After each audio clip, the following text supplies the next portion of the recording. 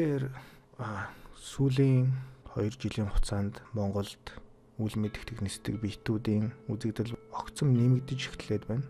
Тэд зөвхөн нэг газараа биш хөдөө орон нутагт хүмүүст бол харагдаж байгаа. Тэгээ энэ харсан хүмүүс болон гэрчүүд яг өөрсдийнхөө харсан зүйлийг юу вэ гэдгийг бол мэдэхгүй. Тийм учраас тэдэнд хариулт хэрэгтэй байгаа. Хамгийн гол бидний гайхаж байгаа зүйл нь үл мэдэх нисдэг биетүүд яагаад чухам Монголыг сонирхох болсон бэ? Тэд яагаад их олноор үзэгдэж эхлэв? Үүнд хариулт олох нь хамгийн чухал. Одоо бүх техник технологи хөгжсөн хүн болгон гар утастай. Тийм болохоор эдгээр гэрчүүд гэдэг байгаа хүмүүс маань тодорхой хэмжээнд өөрсдийн гэсэн нотлох баримттай болж эхлэв. Үүгээрээ харсан зүйлээ нотлох боломжтой болсон учраас эдгээр хүмүүсийг бол худлаа ярьж гэнэ гэж шууд үзэж болохгүй. Манай сувгийн пэйж хуудасаар бол хүмүүс маш их бичлэгүүдийг явуулдаг. Тэр болгоныг бид нэг бүрчлэн шалгаж үзээд аль нь үнэн, аль нь худлаа вэ гэдгийг бол нарийн шалгадаг. Мэдээж бол ганцхан үл мэдэх нисдэг биетээс гадна хиймэл дагуул, онгоц, дрон гэх мэтчлэн олон зүйл бол тэнгэрт мэдээж харагдаж байгаа. Тэр болгоныг бас хамаагүй үл мэдэх нисдэг биет гэж үзэх нь бол өрөөсгөл ойлголт. Мөн бидний одоо энэ хүлээж авч байгаа бичлэгүүдээс нэг анзаарсан зүйл нь болохоор 5 хүн тутмын 3 нь яг богдуулалттай холбоотой юм сонирхолтой бичлэгүүдийг маш их явуулах болсон. Бид өмнөх бас контент дээр яг богдуулалтын дээгүүр явж исэн юм 3 гэрлийн тухай бичлэгийг бас та бүхэнд хүргэж ирснийг бол санаж байгаа. За тэгэхээр яагаад чухам богдуулалтын дээгүүр үе гэрлэнүүд харагдах болсон бэ гэдгийг бид үнэхээр анхаарах цаг нь бас болоод байна. Ийм үзэгдэл урд өмнө манай улсад төдийлөн их харагдаж байгаагүй. Гэхдээ сүүлийн 1-2 жилийн хугацаанд бол энэ үзэгдэл яг энэ зайсан орчмоор их харагдаж байгаа. Тэнд ямар нэгэн нууцлаг бидний анхаарлыг татах үйт зүйл үнэхээр байгаа учраас бас тэд энэхүү эргэлдээд байгаа юм болов уу гэсэн хардлагыг төрүүлж байна. Бүр арай биш ээ. Хараа энэ бүр 2-3 мэдэн жагаас чинь. Юу юм бол? Богд бол яриа дээр.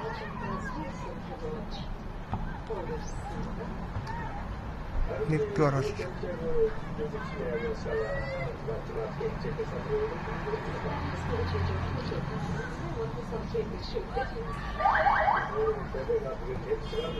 камер жоохон бүрсгэрээ наа орой бол хийж таанд чигээд байгаа юм.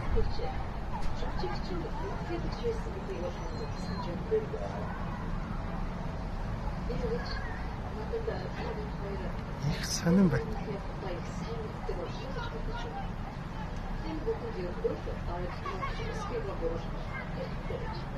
Тэр бүр амар татас чинь бүр 2-3 гэлзаал. Нарай биш.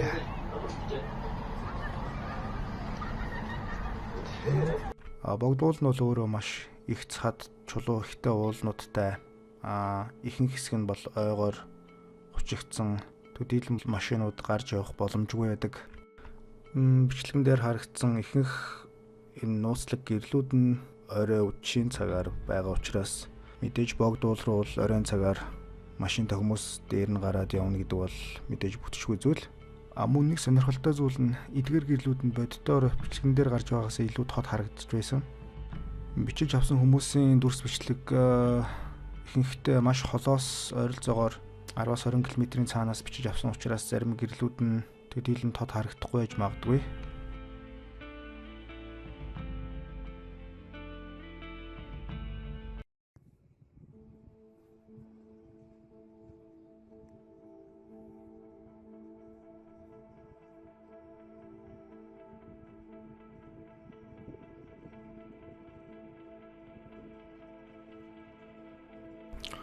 Мөн сүүлийн жилүүдэд үл мэдэх нисдэг биетүүдийн үзэгдэл дэлхийн үндэс болон бүрт нэмэгдэж байгаагийн хэрээр манай улсад ч гэсэн харагдаж эхлээд байгаа явдалд бол бид ямар нэгэн байдлаар анхаарал хандуулж эхлэх цаг нь болсон юм шиг санагдаж байна.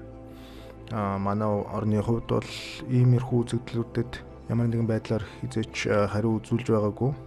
Яг энэ төрлийн салбар бол хөгжөөг эхлэхэд болно. Учир нь бол зөвхөн сонирхогч байдлаар хүмүүс бичлэгүүдээ энэ тэнд байрлуулах ч юм уу эсвэл бидэнд хандаж өөрсдийн бичлэгүүдийг бол олон нийтэд хүргэж байгаа. Хэрвээ энэ мэтчлэн богдуулан дээр харагдсан шиг үзэгдлүүд нэмэгдээд байх юм бол бид үнэхээр анхаарч эхлэх ёстой. Хэдийгээр дэлхийн ер нь бусад улсуудын засгийн газрууд үл мэдлэх нисдэг бит ч юм уу эсвэл ийм хайр гарагтай холбогдлолтой мэдээлэл дээр ямар нэгэн тайлбар өгөхөөс юм уу эсвэл олон нийтэд мэдээлэл өгөхөөс татгалздаг. Учир нь тэд бол үүнийг нууцлын ангилд оруулж аль болох олон нийтээс нуун дарагдуулахыг бол хичээдэг байгааг хүмүүс мэдж байгаа. Мэдээж бол үүний ард маш том шалтгаан байгаа гэдгийг надаар хэлүүлдэггүй та бүхэн ойлгож байгаа хаа.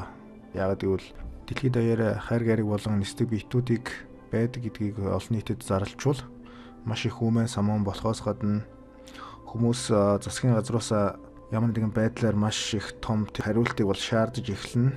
Үүнийг дагаад бас хүн төрөлхтний үүсэл хөгжлийг бурхан шашны хувьд ч бас маш олон зүйл дээр тайлбар өгөх хэрэгтэй болно.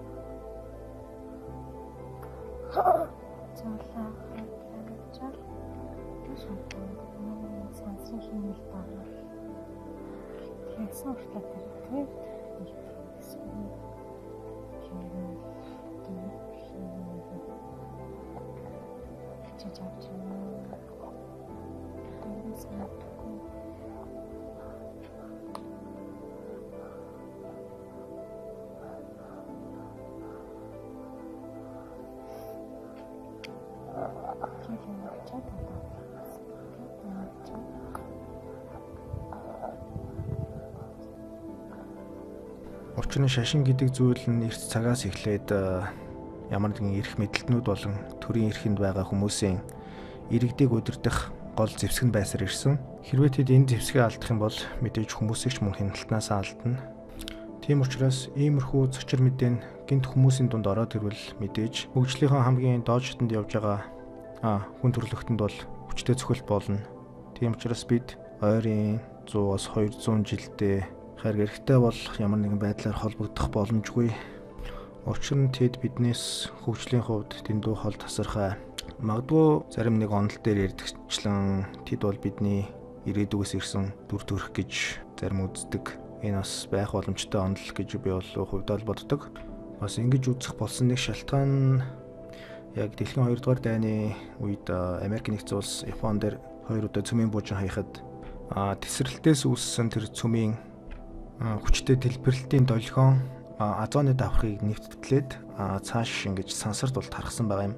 Улмаар тэр тархсан долгион нь явсаар байгаад ямар нэгэн байдлаар бас өөр юм соёлын иргэншлүүдийн анхаарлыг бол ингэж наашаа дэлхий рүү татсан. Тэгээд мэдээж олон 10 мянган жил ингэж тайван байсан дэлхий дээр яагаад чухам ийм зүйл болсныг бол тэд наашаа судалгаар ирээд үнэхээр хүн төрлөختөн бас хоорондоо болохгүй тоглоомор тоглож эхэлснийг анзаараад ер нь дэлхийд анхаарлаа хандуулах ёстой юм байна. Хүн төрлөختнийг ингэж нэг бүр мөсөн устгахаас өмнө зогсоох ёстой гэсэн дүгнэлтэнд бол хүрснээр ер нь бол дэлхий рүү үл мэддэх нисдэг биетүүдийн суваа бол тасархай болсон.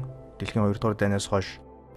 Тэгээд хүмүүсийн хамгийн их бас ярьдаг нэг сэдэн жухам яг хайр гаригын хизээ яг дэлхийтэй холбоо тогтоож бид нартай ингэж албан ёсоор яг уулзбай гэсэн асуултанд бас хариулт авахыг их хүсдэг.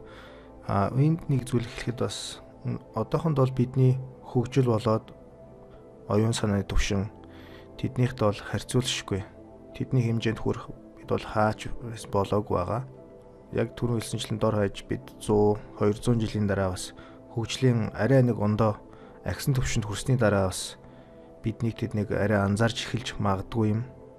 Бас одоогор бид бол маш ханхуу бүдүүлэг хоорондоо ингэж маш их байлдаж нэгнийгээ ингэж алж хөнөөсөн байдалтай байгаа учраас яг одоогийн энэ төвшөнд бол бид өөр соёл иргэншлийг бол хүлээж авахд дэндүү эрт байна. Тэдний бол ухамсарын төвшин бол бидний одоо байгаа үеэс хэд хол тасарчсан. Тэд дайн гэдэг зүйлээс аль хэзээ өөрсдөө чөлөөлж сэтгэл болоод хайр инэрлийн хувьд асар өндөр түвшинд хүрсэн учраас ямар ч хоорондоо нэгнийгээ үзэн ядах сэтгэл байхгүй дайн хийх гэдэг зүйлийг бүр ухамсараас арчиж хайсан зөвхөн хөгжил, технологи, ухамсарын дээд түвшин гэсэн зүйлүүдэд л харьяалагддаг байж холбоо тогтоож харьцдаг байж болох юм.